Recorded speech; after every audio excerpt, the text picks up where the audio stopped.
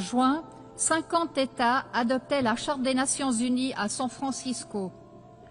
Ils étaient, je cite, « résolus à préserver les générations futures du fléau de la guerre qui, 2 fois en l'espace d'une vie humaine, a infligé à l'humanité d'indicibles souffrances. » Fin de citation.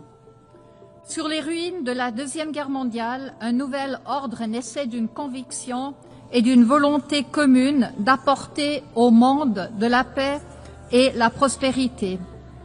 C'est aussi au lendemain des horreurs de cette période que naissaient les conventions de Genève de 1949 qui protègent les victimes des conflits armés. À cette époque, les fondements de décennies florissantes pour la démocratie, l'état de droit et l'économie de marché étaient posés. Des fondements qui, malgré les limites et les revers, ont servi aussi la coopération internationale, le libre-échange, la paix et le droit international. Sans faire de parallèle historique, force est de constater, nous célébrons cette année le 80e anniversaire des Nations Unies, alors que nous vivons une nouvelle époque de bouleversements politiques et économiques extrêmement violents.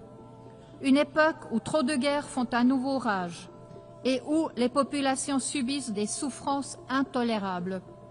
Une époque où une paix juste et durable semble toujours hors de portée au Proche-Orient et en Ukraine, où les tendances autocratiques se renforcent en Europe aussi.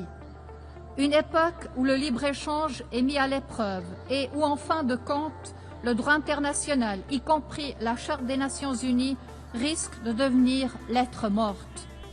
Ce sont des bouleversements qui ne viennent pas de nulle part.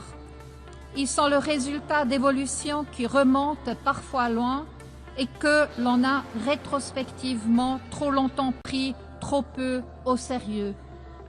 Il faut être honnête, ce sont des évolutions pour lesquelles il n'y a pas de réponse facile, ni au niveau international, ni au niveau national, et il ne suffit pas non plus de rappeler ici, pour la énième fois et seulement par des discours, les mérites d'une certaine forme d'État, de l'état de droit, du droit international, du libre-échange et du multilatéralisme. Non, si nous voulons relever les défis auxquels nous sommes confrontés,